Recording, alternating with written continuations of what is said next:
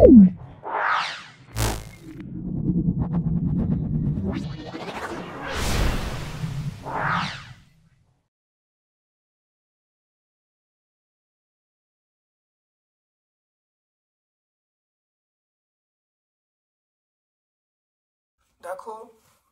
আমরা চলে আসছি আজকের নতুন টেস্ট পেপার, সেটা হলো ডব্লিউবিটিএ।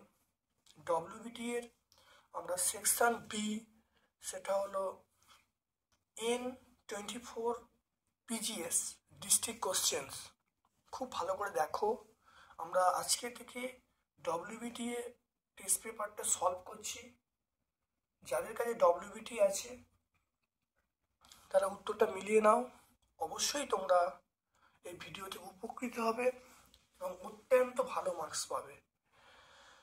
আমরা এর আগে এবিটিএ এবং পর্ষদের যে টেস্ট পেপার আছে বিভিন্ন উত্তর আপলোড করেছি নতুন।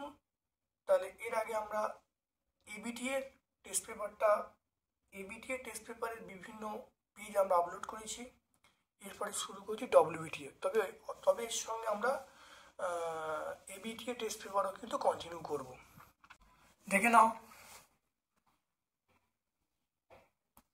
কঠিনের প্রসারণ গুণাঙ্ক গামা এস, তরলের প্রসারণ গুণাঙ্ক গামা এল, গ্যাসের প্রসারণ গুণাঙ্ক গামা জি।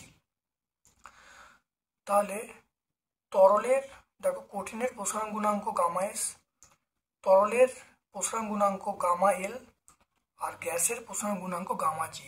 তাহলে গামা জি সবচেয়ে বড়, সবচেয়ে কম প্রসারণ কার হয় সেটা আমরা কি বলবো?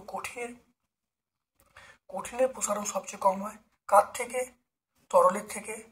তারপরে সবচেয়ে বেশি প্রসারণ গুণাঙ্ক কার? গ্যাসের, তারপরে তরলের, তারপরে কঠিনের। তাহলে গ্যাস সবচেয়ে বেশি, তারপরে তরল, তারপরে কঠিন। এবারে উল্টো দিক থেকে যদি আমরা ভাবি যে সবচেয়ে কম হচ্ছে কঠিনের পর হচ্ছে তরল, তারপরে গ্যাস। সুতরাং আমরা অপশানটা করবো, অপশান এ করব। বা ওজোন স্তর ধ্বংসে নিচের কোন গ্যাসটি ওজোন স্তর ধ্বংসে অংশগ্রহণ করে না? এটা আমরা কার্বন ডাই অক্সাইড বলবো বা CO2 বলবো। চার্লসের সূত্রে কোন জোটটি ধ্রুবক থাকে? মনে রাখবে, চার্লসের সূত্রে মানে গ্যাসের চাপ এবং ভর। তাহলে আমরা বলবো অপশন সি বলবো, ভর এবং গ্যাসের চাপ এটা ধ্রুবক থাকে। এসটিপিতে 22.4 ml H2 মানে হাইড্রোজেন গ্যাসের অণুর সংখ্যা কত? এটা আমরা অবশ্যই মনে রাখবো অ্যাভোগাড্রো সংখ্যা। অ্যাভোগাড্রো সংখ্যা মানে 6.022 × 10⁻23D। তারপরে চলে এসো, এখানে বলা আছে T1 ও T2 তাপমাত্রায় কঠিন পদার্থের পৃষ্ঠতলের ক্ষেত্রফল S1 ও S2, T2 greater than T1, S2 greater than S1। তাহলে ক্ষেত্র প্রসারণ গুণাঙ্ক কি হবে? ক্ষেত্র প্রসারণ গুণাঙ্ক বলতে আমরা বলবো সেটা হলো, দেখে নাও, সেটা আমরা বলবো S2, অপশান ডি আমরা বলবো। অপশান ডি বলবো S2 - S1 by S1 T2 - T1। এটা আমরা ক্ষেত্র প্রসারণ গুণাঙ্কের সমীকরণ শিখেছি। তারপর চলে এসো, কোনটির তরঙ্গ দৈর্ঘ্য সবচেয়ে কম? সবচেয়ে কম তরঙ্গ দৈর্ঘ্য আমরা বলবো, সবচেয়ে কম তরঙ্গ দৈর্ঘ্য আমরা এখানে সেটা কি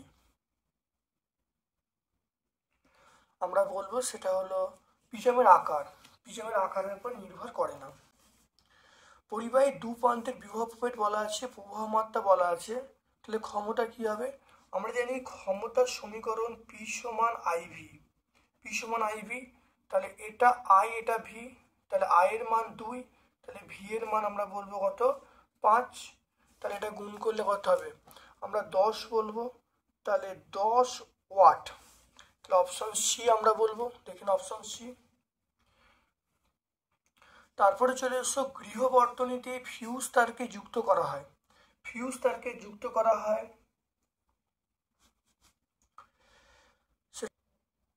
নিচে মৌলগুলির মধ্যে কার তড়িৎ ধনাত্মকতা বেশি? এটা আমরা বি বলবো, পটাশিয়াম বলবো।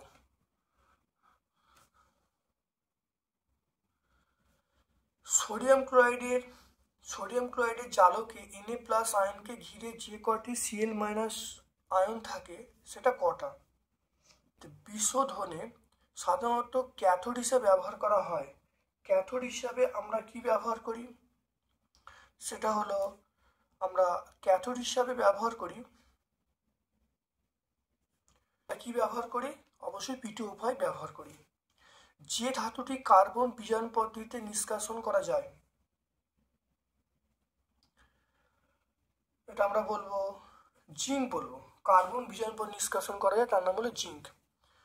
3 কার্বনযুক্ত অ্যালকিন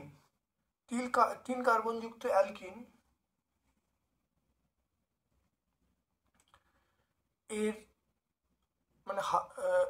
এর হাইড্রোজেনের সংখ্যা আমরা কত বলবো?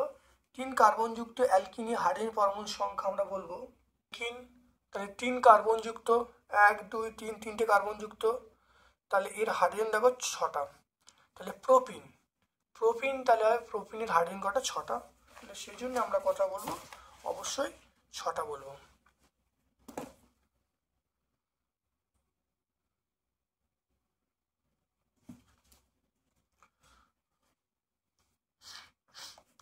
তারপরে দেখো বিভাগ খ, স্ট্র্যাটোস্ফিয়ারে উচ্চতা বৃদ্ধির সঙ্গে সঙ্গে উষ্ণতার পরিবর্তন কি হয়?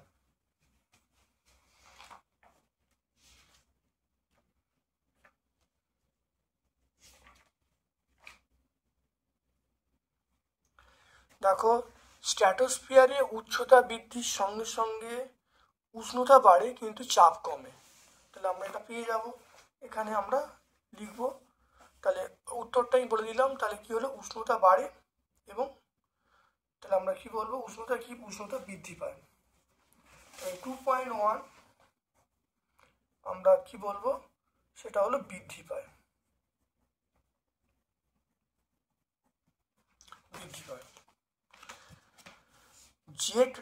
জেট বিমান বায়ুমণ্ডলে কোন স্তরের মধ্য দিয়ে যায়? জেট বিমান দেখে নাও, জেট বিমান বায়ুমণ্ডলে কোন স্তরের মধ্য দিয়ে যায়?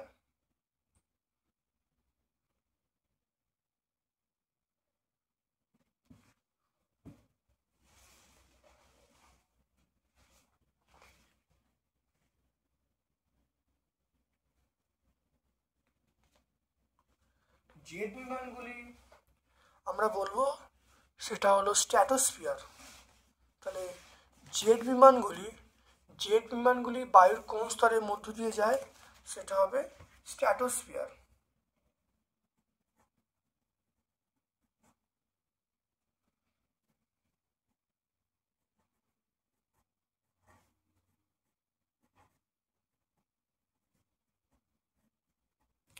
জেট বিমান বায়ুর স্ট্র্যাটোস্ফিয়ারের মধ্য দিয়ে যায়।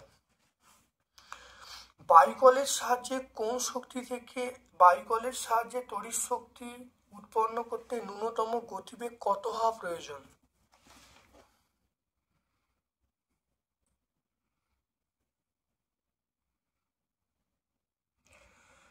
এটা মনে রাখবে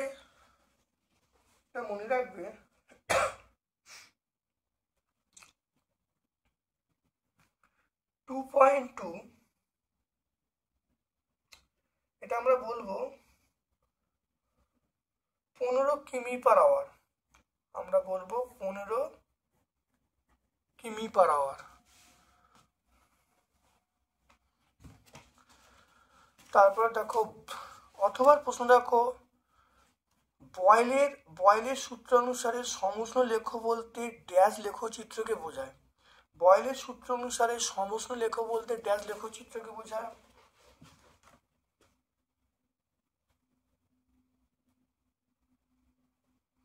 সমষ্টি লেখ বলতে আমরা বলবো পিভি লেখচিত্রকে বোঝায়। পিভি লেখচিত্রকে বোঝায়।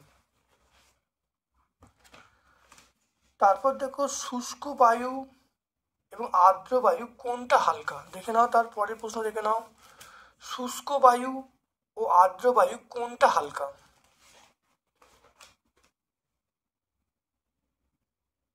বায়ু কুপুরি বায়ু।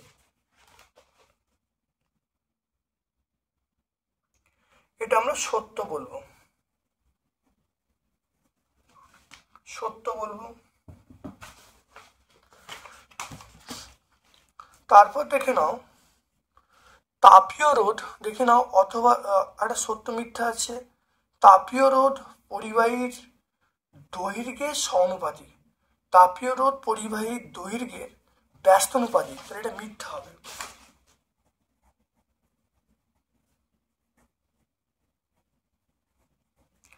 এটা আমরা মিথ্যা বলবো।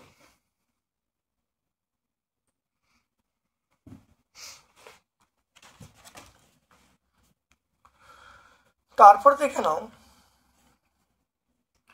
স্ট্রিট ল্যাম্পে, দেখে নাও স্ট্রিট ল্যাম্পে প্রতিফলক হিসাবে স্ট্রিট ল্যাম্পে প্রতিফলক হিসাবে কোন দর্পণ ব্যবহার করা হয়?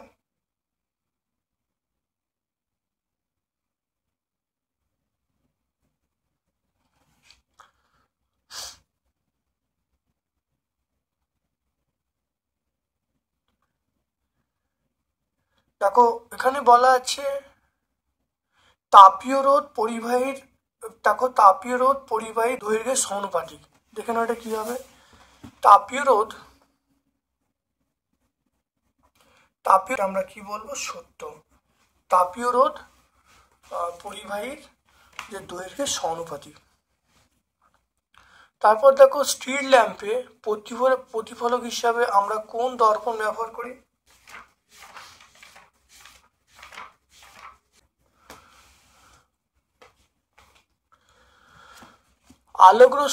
আলোকরশ্মি এক মাধ্যম থেকে অন্য মাধ্যমে গেলে আলোর প্রতিসরণ ঘটে কেন?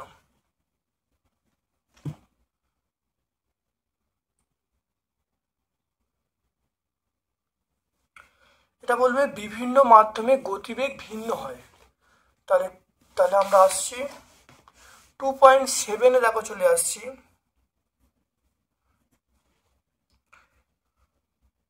বিভিন্ন মাধ্যমে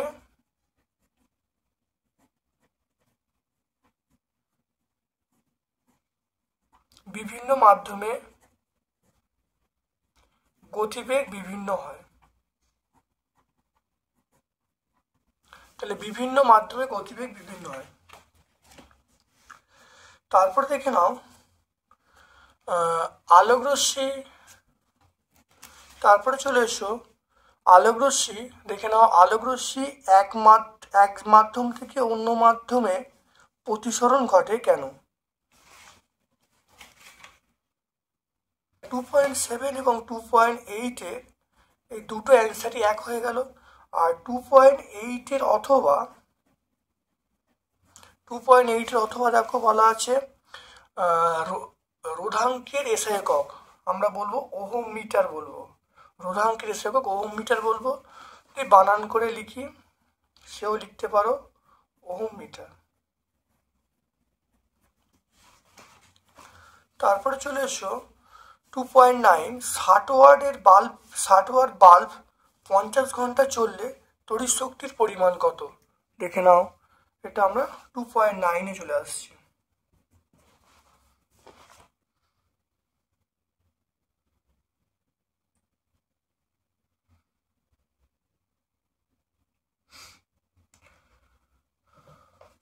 তাহলে দেখে নাও, তাহলে ব্যয়িত তড়িৎ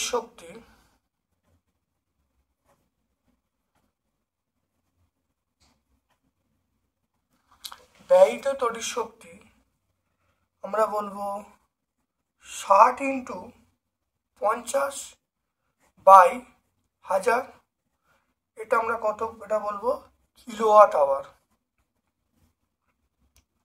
এটা কাটাকাটি করলে দেখো 2, এটা কাটাকাটি করলে 3, তাহলে আমরা বলবো 3 কিলোওয়াট আওয়ার মানে বিওটি। 3 বিওটি বলবো। দেখে নাও 3 বিওটি। তারপরে দেখে নাও 2.10, ইউরেনিয়াম থেকে একটি আলফা কণা বেরোলে এক্স মৌল তৈরি হবে। এক্স মৌলের ভর সংখ্যা এবং পরমাণু ক্রমাঙ্ক কত হবে? 2.10 ইউরেনিয়াম, এটা 238, এটা হলো এটা 9, এটা দেখো বলা আছে 22 করা যায়, 92 হবে, তাহলে 92। তার থেকে দেখো একটা আলফা কণা বেরিয়ে গেল, আলফা কণা বেরোলে এক্স যে মৌলটা সৃষ্টি হলো তার ভর সংখ্যা 4 কমবে, 4 কমলে মানে 238 থেকে 4 কমলে 234, আর প্রোটন সংখ্যা কত হবে, 2 কমবে, তাহলে 90 হবে। তাহলে ভর সংখ্যা 4 কমবে, প্রোটন সংখ্যা 2 কমবে, তাহলে আমরা অ্যান্সার কত বলবো, তাহলে ভর সংখ্যার জায়গায় আমরা বলবো 234 আর প্রোটন সংখ্যার জায়গায় 90 বলবো। সর্বোচ্চ N/P অনুপাত বিশিষ্ট আইসোটোপ আমরা বলবো হাইড্রোজেন 3H1, অর্থাৎ 3H1 এটা হলো সর্বোচ্চ N/P অনুপাত বিশিষ্ট একটা আইসোটোপ। তারপর দেখে নাও হ্যালোজেন, খুব ভালো করে দেখে নাও হ্যালোজেন। হ্যালোজেন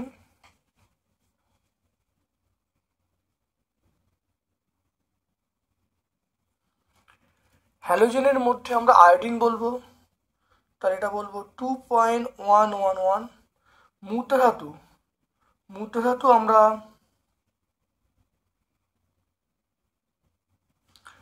Ag বলবো। কলঙ্কিনী ইস্পাত, কলঙ্কিনী ইস্পাতে থাকবে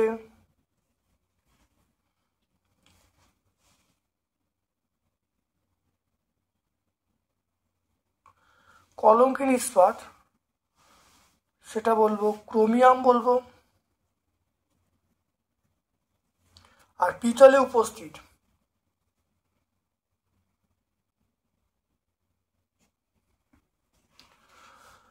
তড়িৎ বিশ্লেষ্য দেখে নাও, তড়িৎ বিশ্লেষ্য পদার্থের মধ্যে দিয়ে মুক্ত ইলেকট্রনগুলি পরিবহন করে, এটা মিথ্যা, তাহলে 2.13 এটা আমরা মিথ্যা বলবো, কারণ ক্যাটায়ন অ্যানায়ন প্রবাহিত হয় বা ক্যাটায়ন অ্যানায়ন যায় কিন্তু মুক্ত ইলেকট্রন নয়। তারপরে দেখে নাও অথবা প্রশ্ন আছে ব্যাটারির ড্যাশ প্রান্তের সঙ্গে ক্যাথোড যুক্ত থাকে, এটা আমরা বলবো ব্যাটারি নেগেটিভ, এটা আমরা বলবো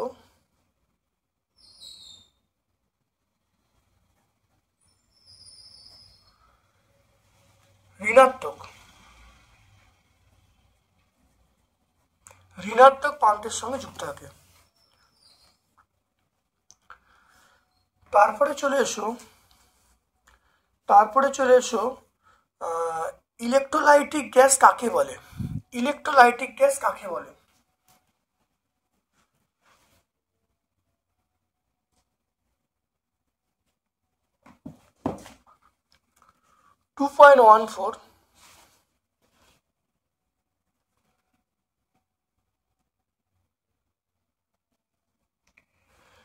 ইলেকট্রোলাইটিক গ্যাস আমরা বলবো হাইড্রোজেন ও অক্সিজেন, হাইড্রোজেন অক্সিজেন গ্যাসের মিশ্রণকে,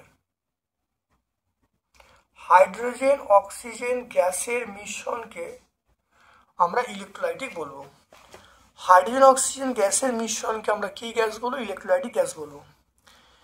তারপর দেখো অ্যামোনিয়ার কোন ধর্মের জন্য বরফ কারখানায় হিমায়িক রূপে এটি ব্যবহার করা হয়,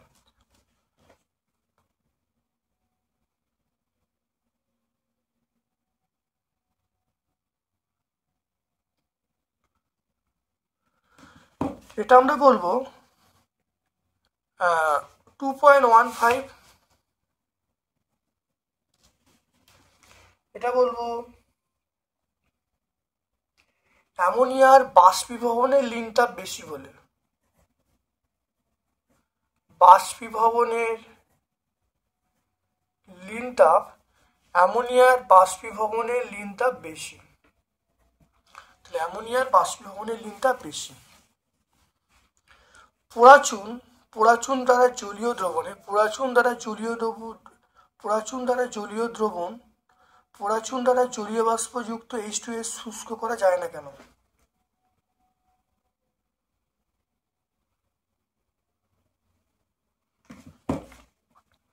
দেখে নাও, এটা আমরা অথবার প্রশ্নটা দেখে নেব। পোড়াচুন, পোড়াচুনের সংকেত হলো CaO, তার সঙ্গে H2S, এটা বিক্রিয়া করবে, বিক্রিয়া করে কি উৎপন্ন করবে, CaS প্লাস H2O, এটা উৎপন্ন করবে। তাহলে পরাজনের সঙ্গে H2S বিক্রিয়া করে CS প্লাস H2 উৎপন্ন করবে।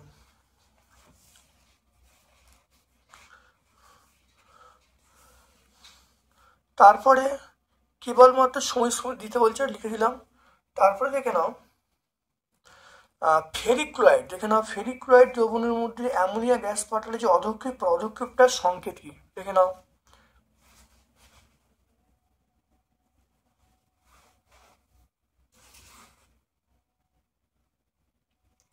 এটা হলো FeOH3, তাহলে FeOH3 এইটা অধক্ষেপ পড়ে।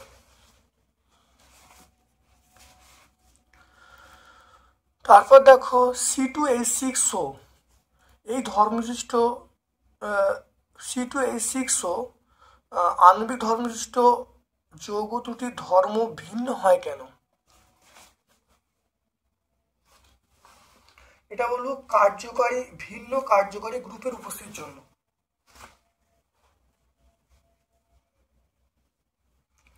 এটা আমরা বলবো ভিন্ন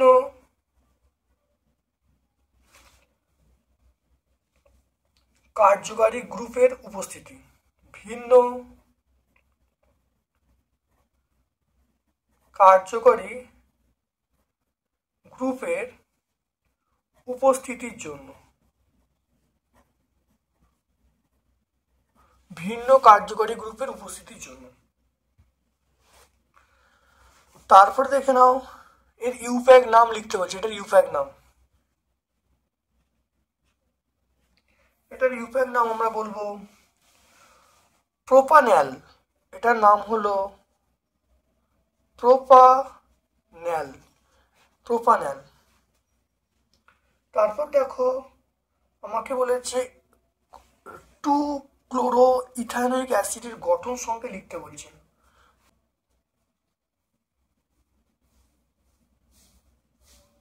এটা H, এটা H, এটা Cl,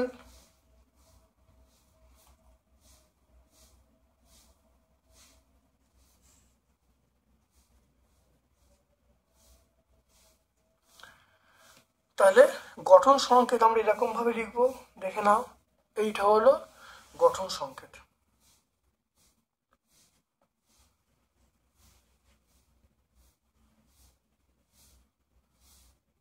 ক্ষয়ের একটি ক্ষতিকারক প্রভাব লিখতে বলছে। দেখো মানুষের ত্বকের ওপর দেখো চামড়ার ক্যান্সার হতে পারে, আর উদ্ভিদের প্রভাব হলো যখন সালোকসংশ্লেষ প্রক্রিয়া ব্যাহত হবে। অর্থাৎ আমরা এই দুটো পয়েন্ট বললে উত্তর পেয়ে যাবো। এটা পেজ নাম্বার 4-এ আমরা পেয়ে যাবো। দুয়ারি গাঙ্গুলি মাইথি ছায়া প্রকাশনী পেজ নাম্বার 4-এ আমরা পেয়ে যাব।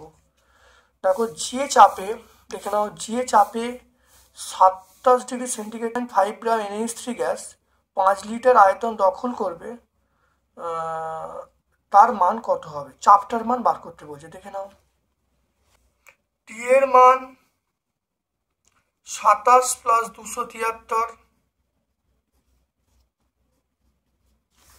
300 কেলভিন, টি এর মান হলো 300 কেলভিন।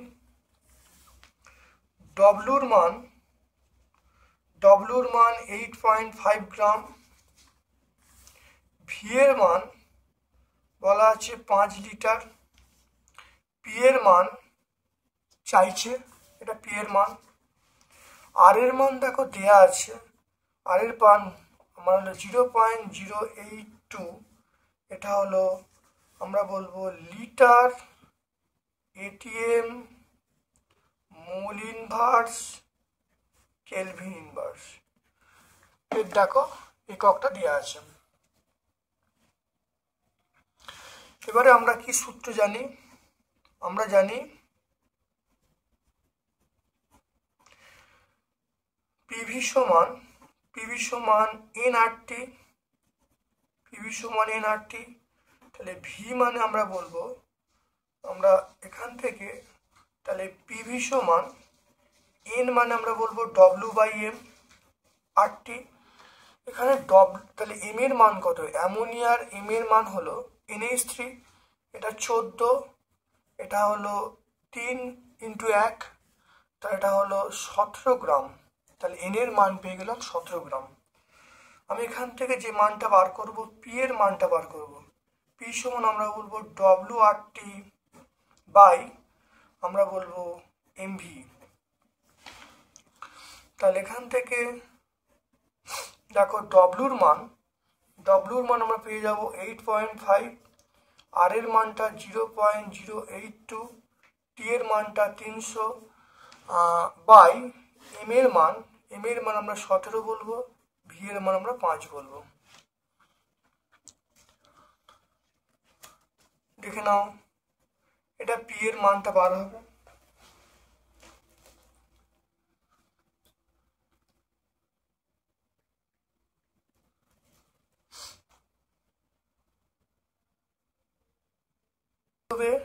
সেটা হলো 2.46। অতএব চাপ কত? 2.46 আমরা ATM বলবো।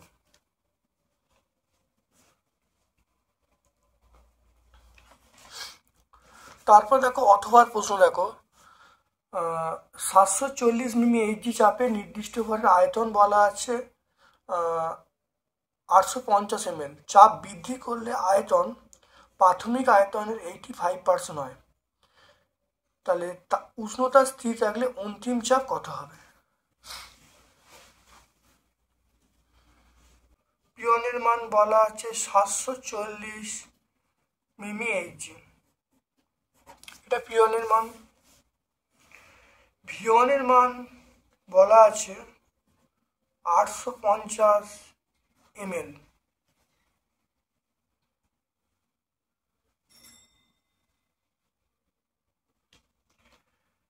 গ্যাসের আয়তন প্রাথমিক আয়তনের 80% হয়। চাপ বৃদ্ধি করলে ঠিক আছে আয়তনটা কত হয়? তাহলে প্রাথমিক চাপ বৃদ্ধি করলে তাহলে এটা ভিওন পেয়ে গেলাম। অন্তিম আয়তন আমরা বলবো এর 80%। প্রাথমিক আয়তন এইটা, এর 80% মানে আমরা বলবো এটা ইন্টু 80/100 ml বলবো। তারপরে দেখো বলা আছে P2 চাইছে, কারণ দেখো বলা আছে তাপমাত্রা কনস্ট্যান্ট। তাহলে সূত্রটা লিখছি P1, তাহলে P1 V1 সমান আমরা বলবো P2 V2। এটা বলবো এখান থেকে আমরা P2 মানটা বার করবো। P2 মান হলো P1 V1 বাই V2। তাহলে P1 এর মান কত? P1 এর মান আমরা বলবো 740, V1 এর মান 850, V2 এর মান কত? V2 এর মান হলো 850 ইন্টু 80 বাই 100 বলতে উপরে 100 উঠে গেল, তাহলে 850 কেটে গেল, দেখো শূন্যগুলো কেটে গেল। তো এটা করলে কত আসবে? আমরা পিটুর মান পাবো, তাহলে পিটুর মান আমরা পাবো 925। তাহলে অন্তিম আয়তন, অতএব অন্তিম চাপ কত? 925। চাপের একক আমরা বলা আছে মিলিমিটার এইচজি। তাহলে দেখে নাও, তাহলে P1 এর মান দেওয়া আছে, V2 মান বলা আছে প্রাথমিক যে আয়তন ছিল তার 80% করা হয়েছে। এবারে বয়েল সূত্র অনুসারে আমরা লিখতে পারবো এইটা।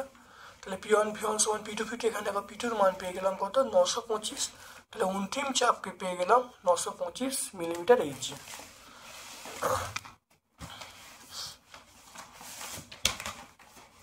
দেখে নাও তারপরে শূন্যস্থানে আলো বিচ্ছুরিত হয় না কেন? বলবে শূন্যস্থানে আলোর বেগ সমান, শুধু এটুকু বললেই হবে, শূন্যস্থানে আলোর বেগ সমান, তাই আলো বিচ্ছুরিত হয় না। লেন্সের দেখো অথবা প্রশ্ন, লেন্সের পেছনে এবং লেন্সের খুব কাছে একটি আঙুল রেখে উল্টো দিক থেকে দেখলে আঙুলটিকে বিবর্ধিত দেখায়। লেন্সটি কি ধরনের?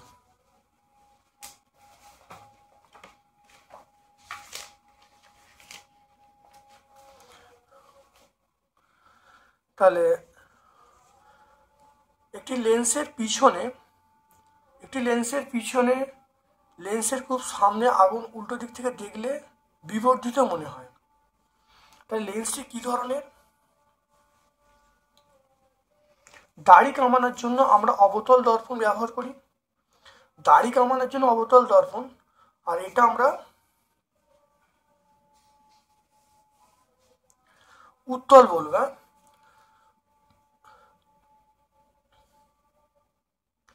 তাহলে এটা আমরা উত্তল বলবো। প্রথমটা এর উত্তর উত্তল হবে, আর দ্বিতীয়টা দাড়ি কামানোর জন্য আমরা বলবো অবতল দর্পণ। ওহমের সূত্র বিবৃত করতে বলছে এবং রোধের সংজ্ঞা দিতে বলছে। দেখেন ওহমের সূত্র, পরিবাহীর তাপমাত্রা অন্যান্য ভৌত অবস্থা অপর থাকলে পরিবাহীর মধ্য দিয়ে প্রবাহ মাত্রা পরিবাহীর দুই প্রান্তের বিভব প্রভেদের সমানুপাতিক। রোধ দেখো আর সমান V/I, তাহলে বিভব প্রভেদ এবং প্রবাহ মাত্রার অনুপাতকে আমরা রোধ বলবো। এটা আমরা 64 পেজে পেয়ে যাব। ম্যাগনেসিয়াম ক্লোরাইড কোন ধরনের বন্ধন? ইলেকট্রন ডট দেখাতে বলছে ম্যাগনেসিয়াম ক্লোরাইড। আমরা বলবো তড়িৎযোজী বন্ধন। দেখে নাও, তড়িৎযোজী বন্ধন ম্যাগনেসিয়াম ক্লোরাইড। দেখে নাও ইলেকট্রন ডট, এটা তোমরা পেয়ে যাবে 106 পেজে, তোমরা পেয়ে যাবে এটা 106। সোডিয়াম ক্লোরাইড এবং ন্যাপথলিন এই ধর্মের পার্থক্য করতে হবে। দেখে নাও,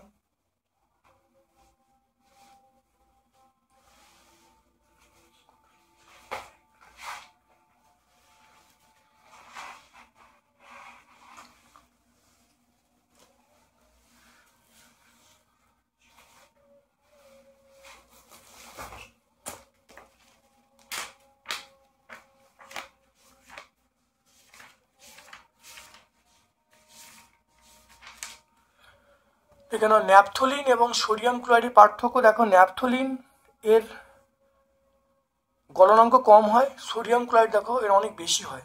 ন্যাপথলিন জলে অদাব্য আর সোডিয়াম ক্লোরাইড জলে দাব্য।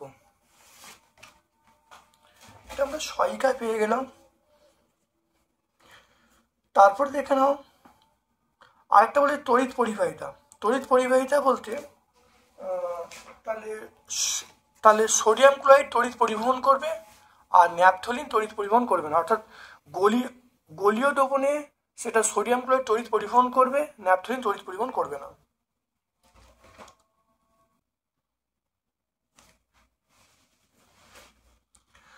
তারপরে চলে এসো পরীক্ষাগারে নাইট্রোজেন প্রস্তুতির যে উপকরণ লাগবে এবং বিক্রিয়ার সমীকরণ।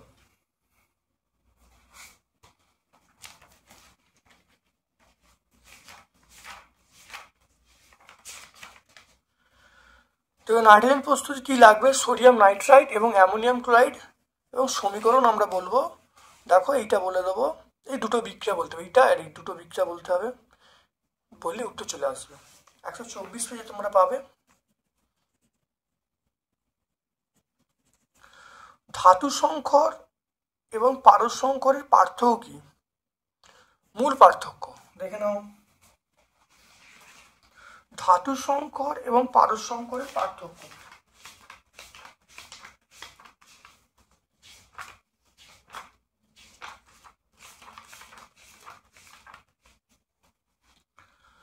দেখে নাও ধাতু সংকর মেন পার্থক্য হলো ধাতু সংকরে পারদ থাকবে এমন কোনো কথা নয়, কিন্তু পারদ সংকরে একটা উপাদান পারদ থাকবে, এটাই মূল পার্থক্য।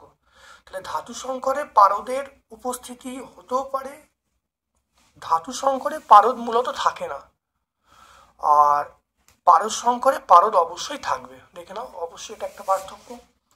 তারপর দেখে নাও গোল্ডের পারদ সংকর কোথায় ব্যবহার করা হয়?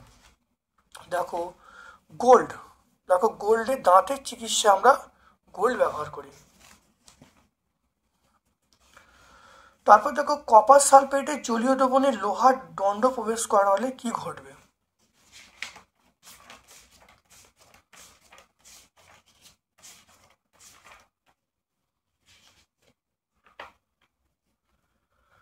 দেখো কপার সালফেটে জলীয় দ্রবণে লোহার দণ্ড প্রবেশ করালে দেখো কি উৎপন্ন হবে? দেখো একটা লাল বর্ণের ধাতব কপারের আস্তরণ পাওয়া যাবে। অর্থাৎ নীল বর্ণে কপার সালফেট জলীয় দ্রবণের মধ্যে লোহার দণ্ড নিমজ্জিত করলে তাহলে ওর ওপর একটা লাল বর্ণের ধাতব কপারের আস্তরণ সৃষ্টি হবে। দেখে নাও এই বিক্রিয়াটা বলে দেবে। এটা 132 পেজে পেয়ে যাবে। তারপরে দেখে নাও কিভাবে পরিবর্তন করবে। দেখে নাও C2H2 থেকে C2H6। দেখো C2H2 থেকে C2H6 তৈরি করার পদ্ধতি দেখে নাও। এটা 200 তাপমাত্রা প্ল্যাটিনাম অনুঘটক উপস্থিতি এখানে লিখে দেবে। লিখে দিলে স্টেপগুলো লিখলে উত্তর হয়ে যাবে। ভাষা এখানে দেওয়ার কোনো দরকার নেই। এটা 145 পেজে আমরা পাবো, পেজ নাম্বার 145। তারপরে দেখো C2H5OH থেকে C2H4 দেখে নাও।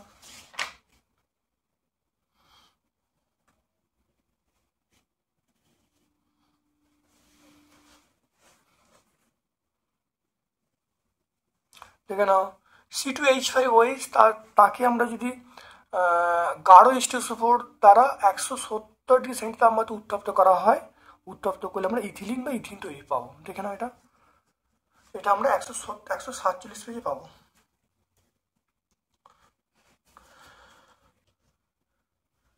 অর্থাৎ চার্লস এবং বয়েলের সমন্বয় সূত্রটা দেখে নাও। এই উত্তরটা লিখলে উত্তর চলে আসবে। চার্লস ও বয়েলের সমন্বয় সূত্রটা লিখলে উত্তর চলে আসবে।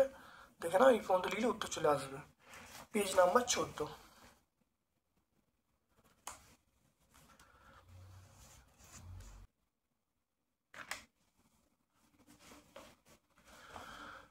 এখানে কি বলা আছে? এসটিপিতে 16.8 লিটার অক্সিজেন প্রস্তুত করতে কি পরিমাণ KClO3 কে উত্তপ্ত করতে হবে? উৎপন্ন অক্সিজেনের অণুর সংখ্যা কত?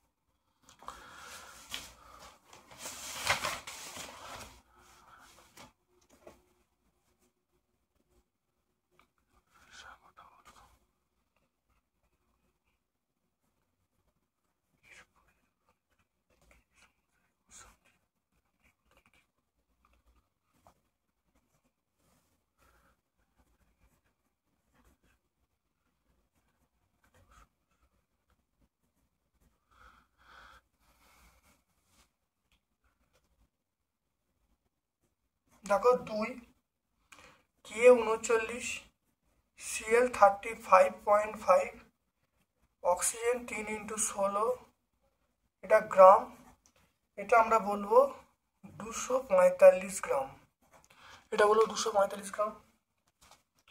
অক্সিজেন দেখো 3, এটা 2x16, এটা আমরা বলবো 96 গ্রাম।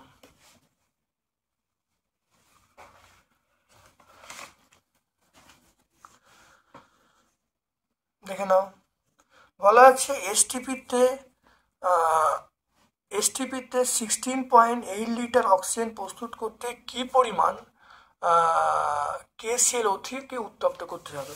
খুব ভালো করে নিউমন মানে 3 × 22.4 লিটার। তাহলে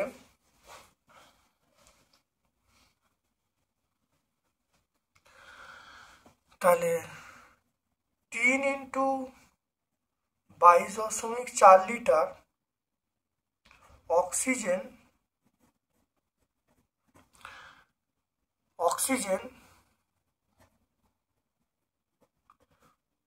উৎপন্ন করতে KClO3 প্রয়োজন। এটা আমরা কত বলবো? এটা বলবো 245 গ্রাম। 245 গ্রাম। 1 লিটার অক্সিজেন উৎপন্ন করতে প্রয়োজন 245 বাই 3 × 22.4। এইটা এবার হলো 16.8।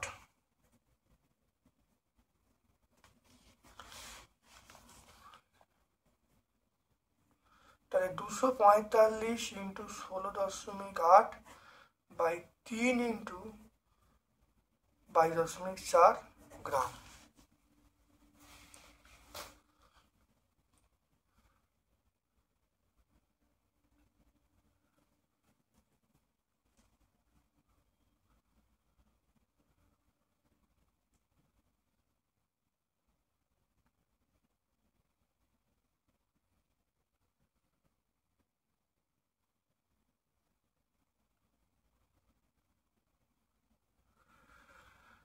এটা আমরা বলবো 61.25 গ্রাম। দেখে নেবে এটা আসবে। এরপরে দেখো বলা আছে উৎপন্ন অক্সিজেন গ্যাসের অণুর সংখ্যা নির্ণয় করতে বলছে। অক্সিজেন গ্যাসের অণুর সংখ্যা। তাহলে আমরা এখানে দেখে নাও কমল অক্সিজেন দেখো 3 মোল অক্সিজেন। তাহলে 1 মোলে এসটিপিতে 1 মোল অক্সিজেন মানে 6.023 × 10⁻23 অণু। আর এখানে 3 মোল বলা আছে। তাহলে 3 মোল অক্সিজেন মানে 6.023 × 10⁻23 × 3 অণু। তাহলে ক্যান্সার চলে এলো, দেখে নাও ভালো করে। তাহলে 1 মোল অক্সিজেনের মধ্যে এসটিপিতে অণু থাকবে 6.023 × 10⁻23। আর কত অক্সিজেন তৈরি হয়? 3 মোল অক্সিজেন তৈরি হয়েছে। তাহলে 3 মোলে থাকবে এটা, গুণ করে দিলে উত্তর পেয়ে যাবে।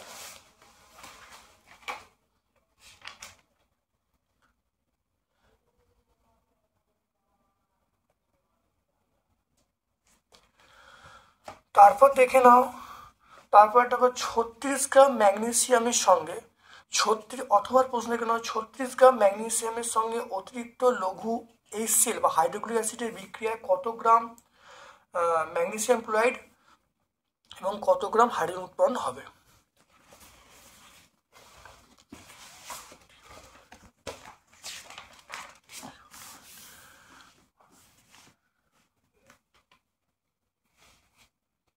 অঙ্কটা মাধ্যমিক 2000, এই অঙ্কটা দেখে নাও ভালো করে, খুব ভালো করে দেখে নাও। দেখো ম্যাগনেসিয়াম 24 গ্রাম। তাহলে এখানে দেখো ম্যাগনেসিয়াম ক্লোরাইড হলো 95 গ্রাম। তাহলে 24 গ্রাম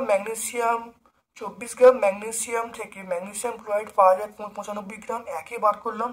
আর এখানে 36 যে আছে, 36 দেখো দেওয়া আছে, 36-এ বার করলে তাকে একটা উত্তর পাচ্ছি 142.5 গ্রাম। এবারে দেখো এখানে দেখো কতটা হাইড্রোজেন পাওয়া যাচ্ছে। দেখে নাও 24 গ্রাম ম্যাগনেসিয়াম থেকে হাইড্রোজেন পাওয়া যাচ্ছে 44 গ্রাম। একে কত আর 36-এ কত? দেখো 24 গ্রাম ম্যাগনেসিয়াম থেকে হাইড্রোজেন পাওয়া যাচ্ছে 2 গ্রাম। একে কত আর 36-এ বার করলে আমরা উত্তর পেয়ে যাব। তাহলে দুটো উত্তর আমরা পেয়ে গেলাম।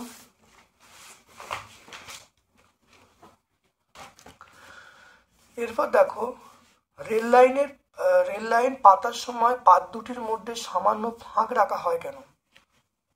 দেখো ভেতরে এক প্রসারণ উপরে এক প্রসারণ, অর্থাৎ আমরা যে টেক্সট বইয়ে দ্বিধারো পাতের কনসেপ্টটা করেছিলাম, উত্তপ্তগুলি বেঁকে যাচ্ছে, তাহলে এই যে প্রসারণ ভিন্ন হচ্ছে বলে সেটা প্রসারণ মানে বিভিন্নভাবে এঁকে যাচ্ছে, তাহলে এখান থেকেও আমরা বলতে পারি যে বিভিন্ন পদার্থের প্রসারণ কিন্তু বিভিন্ন হয়। তাহলে গোলীয় দর্পণের সাহায্যে মোমবাতির শিখা 4 গুণ বিবর্ধিত প্রতিবিম্ব তৈরি হলো। শিখা থেকে 9 মিটার দূরে প্রতিবিম্ব তৈরি হলো।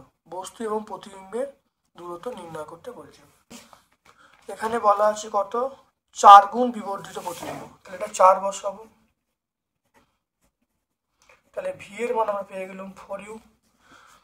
এবার এখানে ভালো করে দেখো শিখা এবং পর্দার দূরত্ব কত বলা আছে? শিখা এবং পর্দার দূরত্ব 9 মিটার। শিখা এবং পর্দার দূরত্ব 9 সেন্টিমিটার। তাহলে ভি প্লাস ইউ সমান 9। তাহলে এখান থেকে আমি যদি ইউ এর মানটা বার করে নিই, দেখে নাও 4u প্লাস ইউ সমান 9 বা 5u সমান 9। তাহলে এখান থেকে আমরা ইউ এর মানটা পেয়ে যাচ্ছি 9/5। তাহলে কত বলা আছে? 4 গুণ বলা আছে।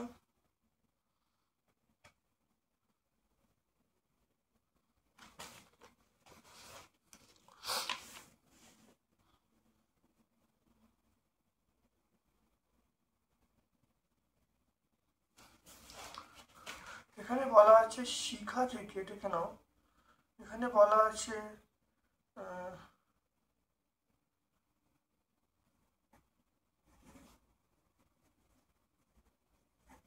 বস্তু দূরত্ব 1.8 সেন্টিমিটার।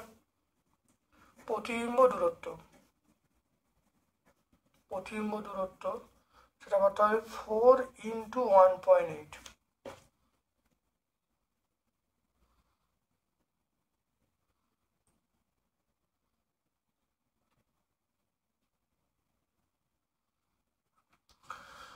এটা কত বলবো? এটা বলবো 7.2 সেন্টিমিটার।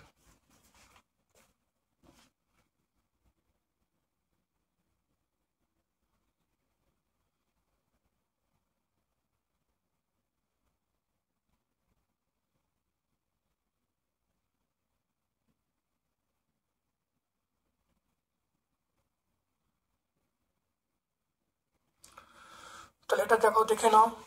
তাহলে বিবর্ধন বলা আছে 4, তাহলে বিবর্ধন মানে v/u। তাহলে এখান থেকে ভি এর মান পেয়ে গেলাম 4u। এবং ওখানে বলা হচ্ছে শিখা থেকে পর্দার দূরত্ব মানে বস্তু দূরত্ব প্লাস প্রতিবিম্ব দূরত্ব 9। এখান থেকে দেখো ভি এর মানটা বসিয়ে দিয়েছি, বসে ইউ এর মান পেয়ে গেছি 1.8। ইউ মানে আমরা জানি বস্তু দূরত্ব, তাহলে বস্তু দূরত্ব 1.8 সেমি। তাহলে প্রতিবিম্ব দূরত্ব মানে 4 × এটা 1.8, তাহলে 4 × 1.8 মানে 7.2 সেমি।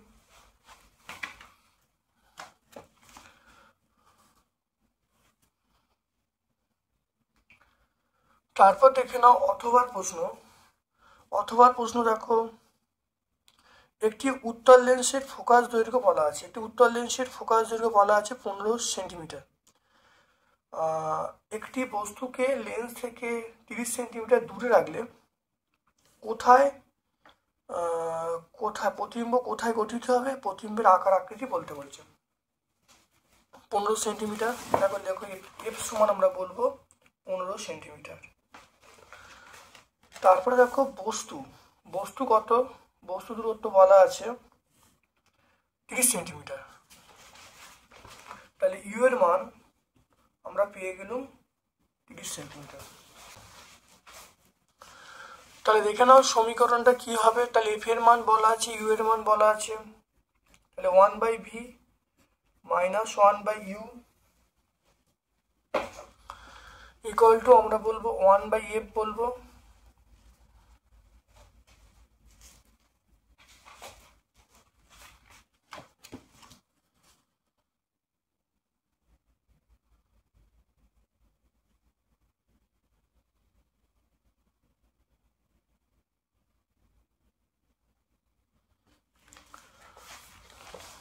তাহলে দেখে নাও, তাহলে এখানে দেখে নাও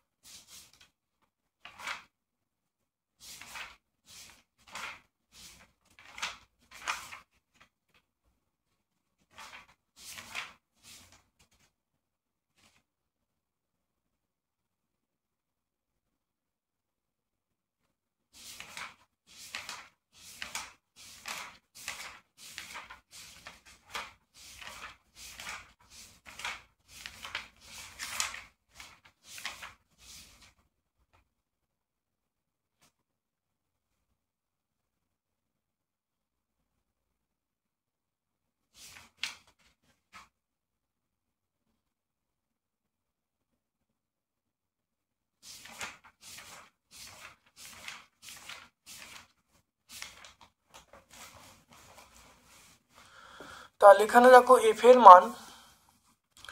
এর মান দেখো 15।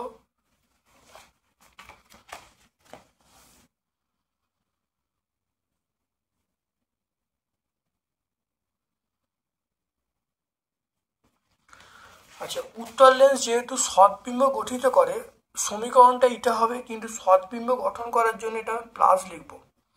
মনে রাখবে, উত্তর লেন্স সৎবিম্ব গঠন করার জন্য সমীকরণটা আমরা কি লিখবো? প্লাস লিখবো। এমনি সমীকরণটা হলো মনে রাখবে সমীকরণটা হলো 1/v minus 1/u equal to 1/f। যেহেতু উত্তর লেন্সটা সৎবিম্ব গঠন করছে, সৎবিম্ব গঠন করার জন্য 1/v minus 1/u equal to minus 1/f, এটা মনে রাখবে। এখান থেকে দেখো মাইনাস দিয়ে কমন নিয়ে নিই, তাহলে আমরা বলবো মাইনাস কমন নিলে 1/v plus 1/u equal to minus 1/f। তাহলে এখান থেকে আমরা বলবো 1/v plus 1/u equal to 1/f। তাহলে এই সমীকরণটা দেখো আমরা লিখেছি। এবার দেখো মানগুলো বসাচ্ছি। 1/v এর মান দেখো বার করছি 1/f মাইনাস 1/u। এখানে আমরা দেখো 1/f এর মান কত? এটা 15, ইউ এর মান কত? 30। দেখো দেখে নাও ভালো করে। তাহলে এখান থেকে আমরা 1/v, এটা আমরা 30 পেয়ে গেলাম, এটা 2 মাইনাস 1 পেয়ে যাব। তাহলে এখান থেকে আমরা পেয়ে যাব 1/v, তাহলে এটা কত পাবো? এটা বলবো 1/30 পাবো। তাহলে ভি এর মানটা আমরা পেয়ে যাব 30। তাহলে প্রতিবিম্ব দূরত্ব কত হবে? তাহলে আমরা পেয়ে গেলাম, অতএব প্রতিবিম্ব দূরত্ব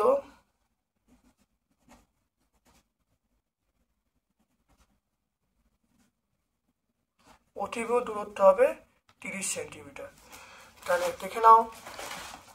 তাহলে এখানে মনে রাখবে এফ এর মান আমি প্লাস ধরেছি, ইউ এর মান প্লাস ধরেছি, কিন্তু মনে রাখবে উত্তর লেন্স সবসময় সদ্বিম্ব গঠন করে। ম্যাক্সিমাম ক্ষেত্রে সমীকরণটা লিখবো 1/v plus 1/v equal to 1/f। জানো এটা যেন ভেবুন এটা দর্পণের সমীকরণ, এটা দর্পণের সময় এরমই আছে, কিন্তু উত্তর লেন্সের সাধারণ সমীকরণ এইটা। সেখান থেকে আমি মাইনাসটা পুট করে সমীকরণটা দাঁড়াচ্ছে 1/v plus 1/v equal to 1/f। মানগুলো বসিয়ে দেখো ক্যালকুলেশন করলে ভি এর মান কত? ভি এর মান 30 পাওয়া গেল। তাহলে প্রতিবিম্ব দূরত্ব কত হবে? 30 সেন্টিমিটার। এবার বিবর্ধন মানে আমরা বলবো v/u। তাহলে ভি এর মান 30 আর ইউ এর মান আমরা কত বলবো? দেখো ভি এর মান 30, দেখো ইউ এর মান দেখো 30। তাহলে বিবর্ধন কত হবে? বিবর্ধন 1 হবে। অর্থাৎ বস্তুর আকার প্রতিবিম্বের আকার সমান হবে। এখানে সিদ্ধান্ত হলো ভি সমান ইউ। তাহলে বস্তুর আকার প্রতিবিম্বের আকার সমান হবে। তারপরে দেখো চলে এসো।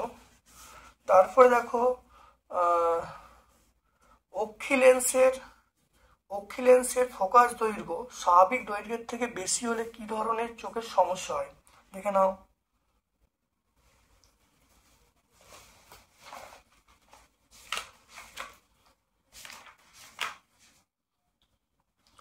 দেখে নাও, অক্ষি লেন্সের ফোকাস দৈর্ঘ্য বেড়ে গেলে দীর্ঘ দৃষ্টিজনিত সমস্যা সৃষ্টি হয়। প্রতিকারের উপায় হলো আমরা উত্তল লেন্সযুক্ত চশমা ব্যবহার করব। দেখে নাও, তাহলে উত্তরটা হয়ে গেল। এটা জীবাণুনাশক হিসাবে আমরা ব্যবহার করব গামা রশ্মিকে। তাহলে এখানে আমরা ব্যবহার করব কোন রশ্মি? অবশ্যই গামা রশ্মিকে আমরা ব্যবহার করব। দেখে নাও 4.6, দেখে নাও 4.6, কোনো তড়িৎ কোষের ইএমএফ এবং অভ্যন্তরীণ রোধ দেওয়া আছে, বাহ্যিক রোধ দেওয়া আছে। তারপরে বলা আছে 21 সেকেন্ড ধরে যদি তড়িৎ প্রবাহ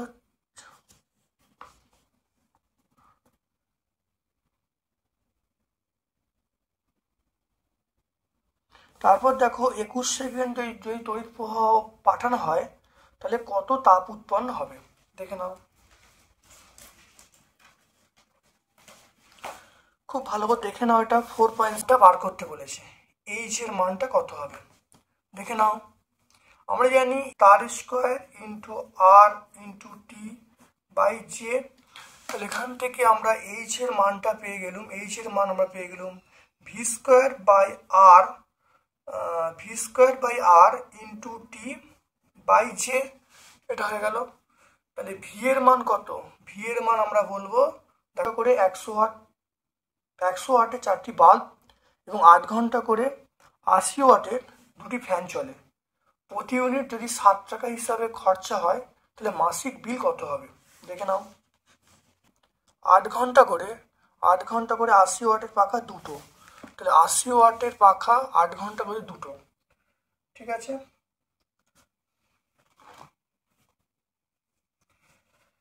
এটা করলে কত হবে, এটা করলে দেখে নাও।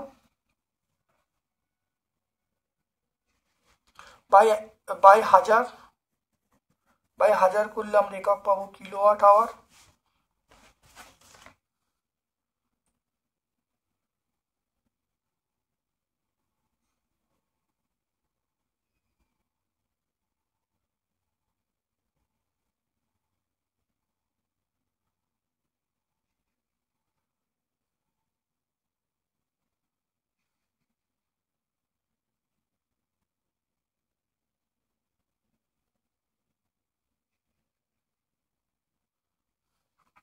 তাহলে এটা করলে হবে 5280 বাই 1000।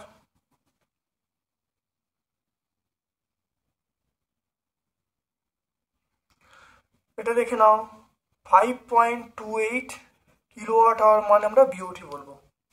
তাহলে দৈনিক এটা এবার 30 দিনে ব্যয়িত তড়িৎ শক্তি, তাহলে 5.28 ইন্টু 30 বিওটি।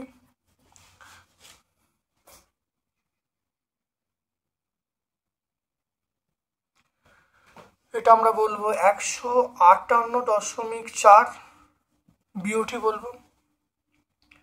এবার দেখে নাও, এক বিওটির খরচা বলা আছে 7 টাকা, তাহলে মোট খরচ কত হবে? মোট খরচ 158.4 ইন্টু 7,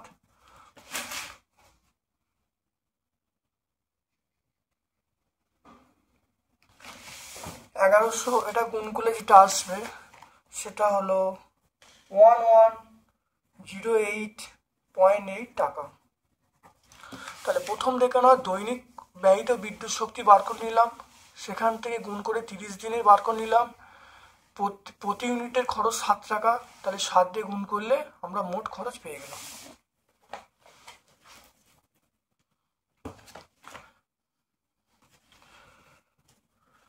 তারপর দেখে নাও তড়িৎ ক্ষেত্রের কোনো বিন্দুতে তড়িৎ বিভবের সংজ্ঞা দিতে বলছে। তড়িৎ ক্ষেত্রের কোনো বিন্দুতে তড়িৎ বিভবের সংজ্ঞা,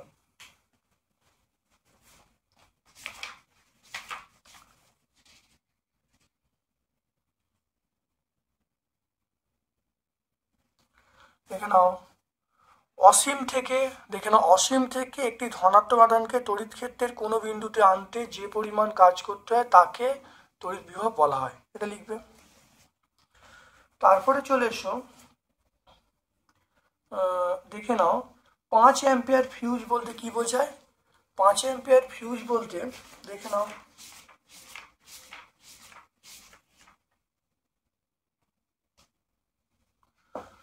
5 অ্যাম্পিয়ার ফিউজ বলতে বোঝায়, এটা তোমরা শুনে তোমরা লিখে নেবে। 5 অ্যাম্পিয়ার ফিউজ বলতে বোঝায় ওই ফিউজের মধ্য দিয়ে সর্বোচ্চ 5 অ্যাম্পিয়ার তড়িৎ যেতে পারে। যদি 5 অ্যাম্পিয়ারের বেশি তড়িৎ যায় তাহলে সে নষ্ট হয়ে যাবে। তাহলে 5 অ্যাম্পিয়ার ফিউজ বলতে বোঝায় যে ওর মধ্য দিয়ে সর্বোচ্চ 5 অ্যাম্পিয়ার তড়িৎ যেতে পারে। যদি 5 অ্যাম্পিয়ারের যদি বেশি তড়িৎ যায় তাহলে তারটি গলে যাবে।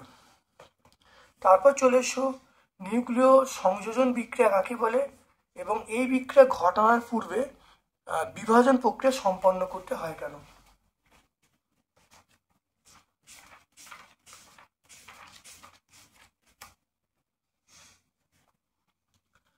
দেখে নাও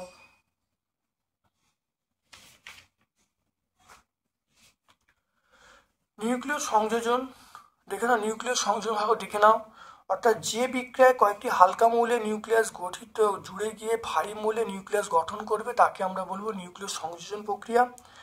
এই প্রক্রিয়া সম্পন্ন করার জন্য এই প্রক্রিয়াটা সম্পন্ন হতে দেখে নাও নিউক্লিয় বিক্রিয়াটা সহজে সংগঠিত হয় না। দুটি নিউক্লিয়াস যখন সংযুক্ত হয় তখন বিকর্ষণ বল এত বেড়ে যায় যে নিউক্লিয়াস সংযুক্তি করার জন্য কয়েক কোটি ডিগ্রি তাপমাত্রা প্রয়োজন হয়। তাই নিউক্লিয় সংযোজন প্রক্রিয়া আগে নিউক্লিয় বিভাজন ঘটিয়ে সেই তাপমাত্রা উৎপন্ন করতে হয়। দেখে নাও নিউক্লিয় ভালো করে দেখে নাও, এখান থেকে তোমরা পেয়ে যাবে। দেখে নাও নিউক্লিয় বিভাজন প্রক্রিয়া সহজে সংগঠিত হয় না। দুটি নিউক্লিয়াসকে যখন সংযুক্ত করা হয় তখন প্রচুর বিকর্ষণ বল সৃষ্টি হয়। এই বিকর্ষণ বলকে দূর করার জন্য বা অতিক্রম করার জন্য কয়েক কোটি ডিগ্রি তাপমাত্রা প্রয়োজন হয়। সেই জন্যে নিউক্লিয় সংযোজন প্রক্রিয়া আগে নিউক্লিয় বিভাজন প্রক্রিয়া করে সেই তাপমাত্রা সৃষ্টি করা হয়। এটা আমরা 93 পেজে পাবো। তারপর দেখো নিষ্ক্রিয় মৌলগুলি পর্যায় সারণী কোথায় রাখা হয়েছে এবং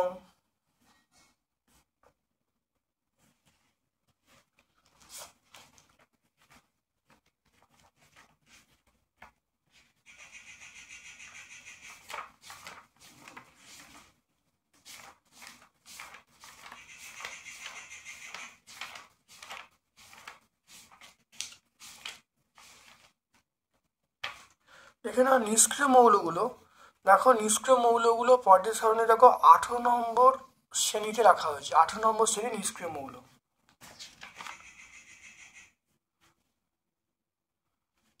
কারণ এখানে রাখার কারণ হলো এরা সুস্থির ইলেকট্রন বিন্যাসের জন্য রাসায়নিক বিক্রিয়ায় এরা অংশগ্রহণ করতে পারে না। এরা সব নিষ্ক্রিয় মৌল, এদের বিরল গ্যাস বলা হয়। মানে এই সকল মৌলগুলো রাসায়নিক বিক্রিয়ায় অংশগ্রহণ করতে পারে না, এরা সুস্থির ইলেকট্রন বিন্যাস সৃষ্টি করে।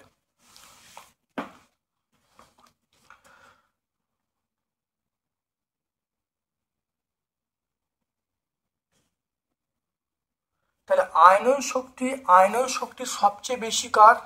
আয়নন শক্তি সবচেয়ে বেশি, দেখে নাও আয়নন শক্তি সবচেয়ে বেশি।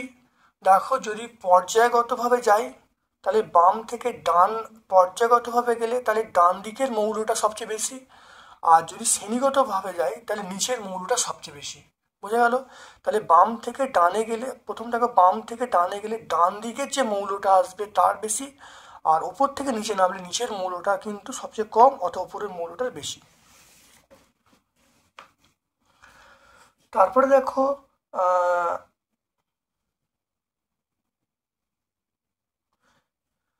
তাহলে দেখে নাও হাইড্রোজেন ধর্মের সঙ্গে 1 নম্বর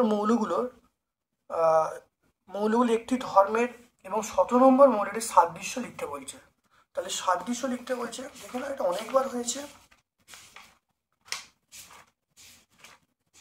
দেখে নাও 1 নম্বর সঙ্গে সাদৃশ্য দেখে নাও, 1 নম্বর সঙ্গে সাদৃশ্য বৈসাদৃশ্য এবং 17 নম্বর মৌলের সঙ্গে সাদৃশ্য বৈসাদৃশ্য দেখে নাও। এটা 100 পেজে তোমরা পেয়ে যাবে।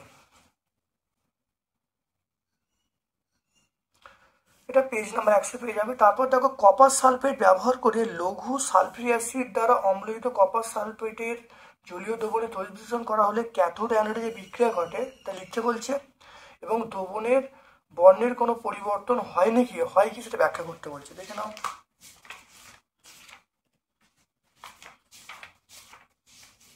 দেখে নাও কপার সালফেট, দেখে নাও কপার সালফেট তড়িৎ বিশ্লেষণ ক্যাথোড অ্যানোডের বিক্রিয়া লিখবে।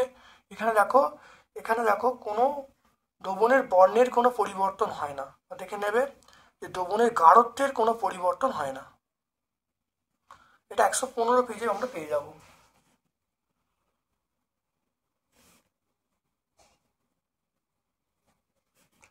তারপর দেখো পরীক্ষাগারে H2S গ্যাস, এটা 115 পেজ।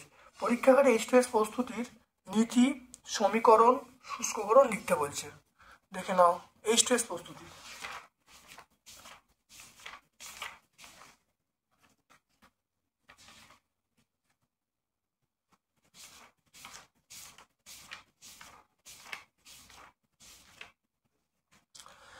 দেখো পরীক্ষার নীতি, শর্ত, সমীকরণ আর শুষ্ককরণ বলতে P2O5 দ্বারা আমরা শুষ্ক করি।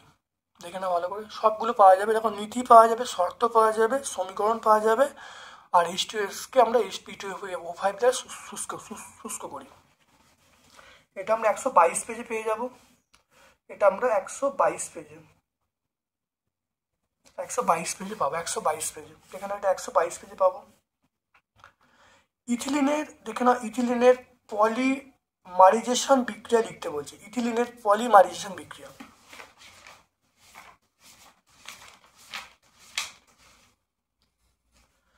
দেখে নাও। আমরা এটা লিখে দেবো, এটা পুরোটা লিখে দেবো। এটা হলো মেন বিক্রিয়াটা লিখতে হবে, ঠিক আছে। তাপমাত্রা উল্লেখ করবে, চাপ উল্লেখ করবে, তাপমাত্রা উল্লেখ করবে, চাপটা উল্লেখ করবে। আমরা এই তাহলে দেখো পলিমার এবং মাইক্রোমলিকুলের পার্থক্য হলো অনেকগুলো, দেখে নাও যে সরল অনুসংযোগে পলিমার গঠিত হয় তাকে আমরা মনোমার বলবো। তাহলে মনোমার মানে মাইক্রোমলিকুল মানে হলো যে সরল অণু দিয়ে কি তৈরি হয়, পলিমার তৈরি হয়, সেই সরল অণুগুলোকে আমরা মনোমার বলবো। আর পলিমার মানে বহু সংখ্যক অণু দিয়ে গঠিত যে উচ্চ আণবিক ধর্মবিশিষ্ট যে পদার্থ উৎপন্ন হয় তাকে আমরা পলিমার বলবো। তারপর চলে এসো অ্যালকেন শ্রেণী যৌগগুলো রাসায়নিকভাবে নিষ্ক্রিয় কেন? অ্যালকেন শ্রেণী যৌগগুলো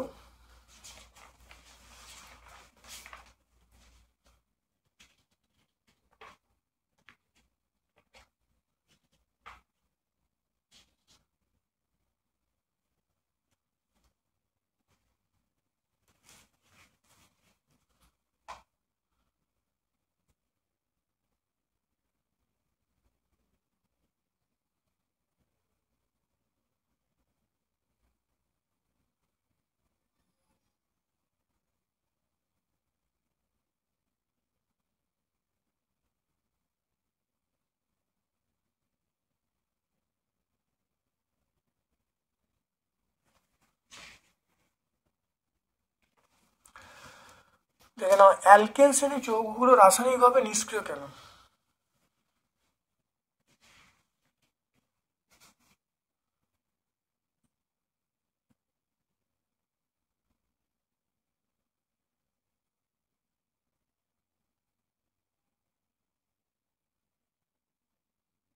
হাইড্রোকার্বন। তাহলে অ্যালকেন হলো সম্পৃক্ত হাইড্রোকার্বন যারা সিঙ্গেল বন্ড দ্বারা বা এক বন্ধন দ্বারা পরস্পর আবদ্ধ থাকে। তাহলে আমরা এইটুকু কথাটা বলবো অ্যালকেন হলো সম্পৃক্ত হাইড্রোকার্বন, এরা সিঙ্গেল বন্ড দ্বারা তারা পরস্পর যুক্ত থাকে, এই জন্যে তারা সাধারণভাবে রিয়াকশান করা বা অনেকটাই স্বাভাবিক রিয়াকশান করতে পারে না। এই জন্যই তারা স্বাভাবিকভাবে মানে বিক্রিয়া অংশগ্রহণ করতে পারে না। তারপর দেখে নাও পাওয়ার অ্যালকোহল কাকে বলে।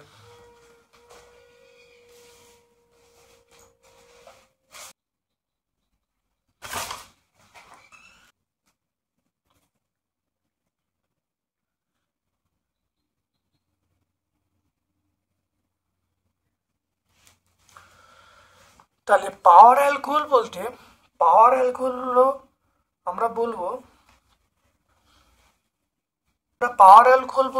বলবো ইথানল এবং পেট্রোলের মিশ্রণকে আমরা পাওয়ার অ্যালকোহল বলবো। তাহলে পাওয়ার অ্যালকোহল বলতে আমরা কি বলবো ইথানল এবং পেট্রোলের মিশ্রণকে আমরা পাওয়ার অ্যালকোহল বলবো। তাহলে আজকে আমরা এই ডব্লিউবিটিএ ডিস্ট্রিক্ট কোশ্চেন সম্পূর্ণ সলভ করলাম। ভিডিওটা অনেকটা বড় হয়ে গেছে, অবশ্যই প্রথম থেকে শেষ পর্যন্ত দেখো, কারণ এখানে অনেক অঙ্ক আছে, প্রত্যেকটা অঙ্ক সম্পূর্ণ সলভ করে দেখিয়েছি। যদি ভালো লাগে একটা লাইক করবে, যারা চ্যানেলটাকে সাবস্ক্রাইব করোনি চ্যানেলটাকে সাবস্ক্রাইব করে দেবে, বেল বাটনে ক্লিক করে দেবে। আমার সকলকে ধন্যবাদ এবং শুভকামনা জানাচ্ছি।